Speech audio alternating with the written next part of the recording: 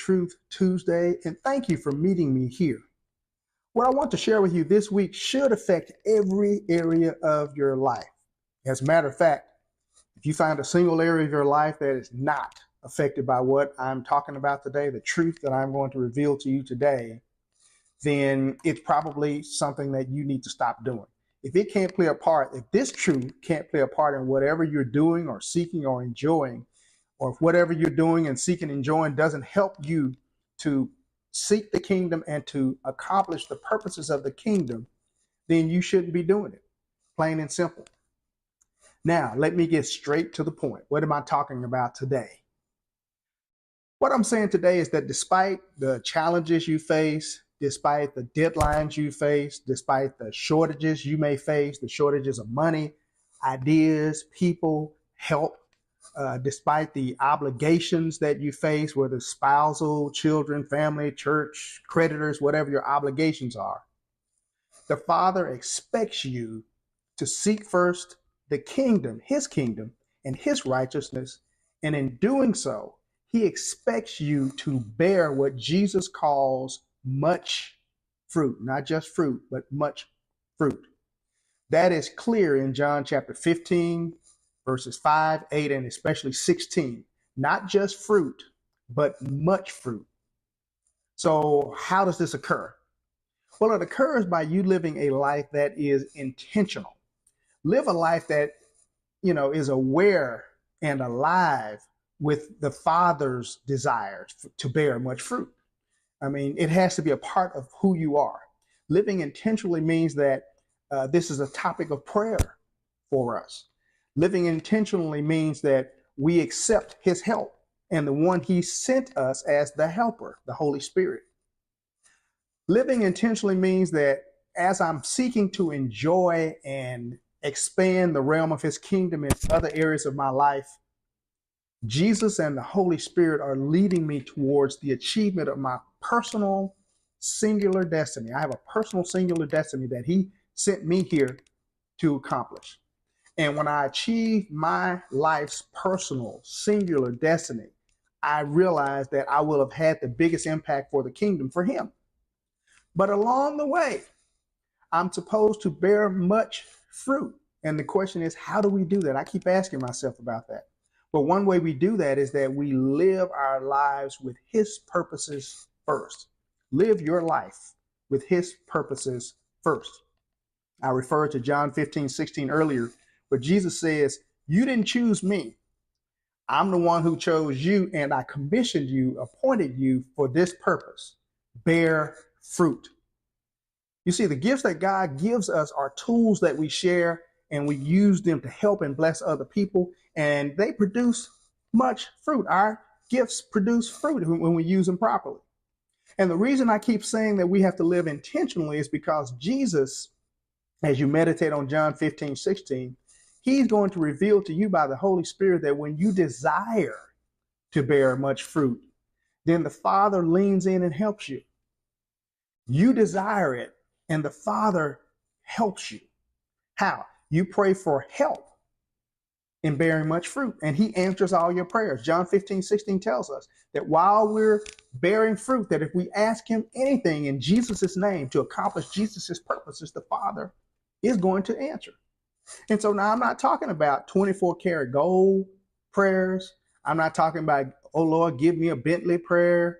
I'm not talking about other kind of material, natural things that fulfill our lust, but I'm talking about the effectual, fervent prayers that we have for bearing fruit. They avail much. And if you have concerns about your job, don't get me wrong, he is also concerned and wants you to use that issue, those challenges, to bear fruit in your workplace. If you have concerns about your family, he is also concerned about that. And he wants to use you to bear fruit despite those challenges in your family. If you have concerns about your health, guess what? You've already answered. He is also concerned, and he wants to use you to bear fruit while you navigate your health issues or your health crisis.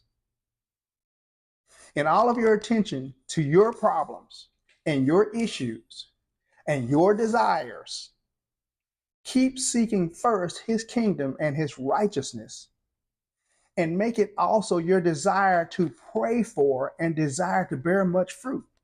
Have eyes beyond the situation and the challenges. Lord, how do you want me to bear fruit in this situation? Not just fruit, but much fruit. Lord, please give me wisdom today so I bear much fruit as I go through this endeavor. Now, if you've been following Forest Hill United Methodist Church on YouTube, Facebook, Twitter, or Instagram, you've heard me say before that we should always be praying or praising God. We was doing a study of James, and we learned that. So the next time you pray, also ask the Father to show you how you can bear much fruit in your situation.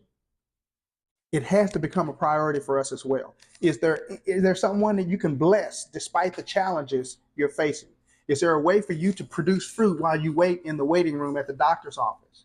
Is there a way that you can live, or is there something that you can say to get someone else on the track to salvation, the track to a relationship with Jesus?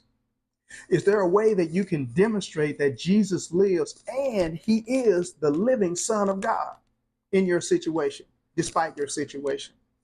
Is there a way at work that you can complete your job assignment in a way that demonstrates that God is with you, that Jesus is your Lord, that you have faith and confidence in him despite how things turn out?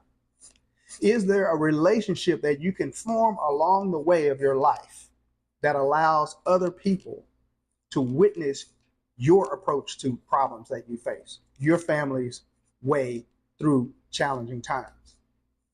Now, don't look at me with that attitude. I'm just asking questions. That's what I like to do. But while praying for everything else in your life, I'm trying to raise the importance of bearing much fruit. Leave yourself a note to pray for much fruit. Post stickies around to remind you, pray for much fruit.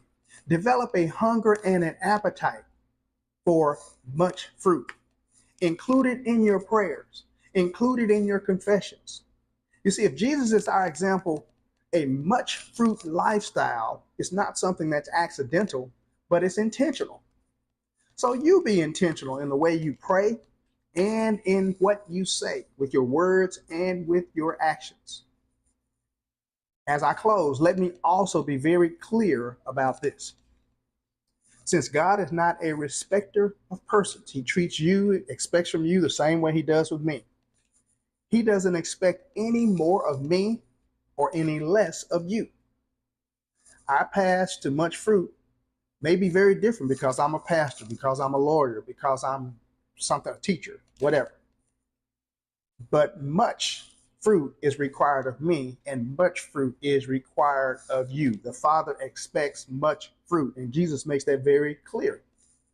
John 15:16, as I close, it reads in part, you did not choose me, but I chose you and appointed you that you would go and bear fruit.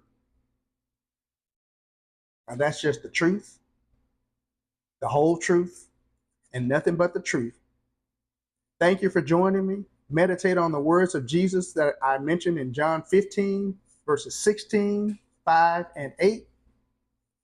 I almost can't wait to see you again, because I know that in the interim, as you meditate on those scriptures, as you continue to pray that God gives you wisdom, guidance, direction regarding the bearing of fruit so that you bear much fruit, this truth in you is going to expand and it's going to affect every area of your life.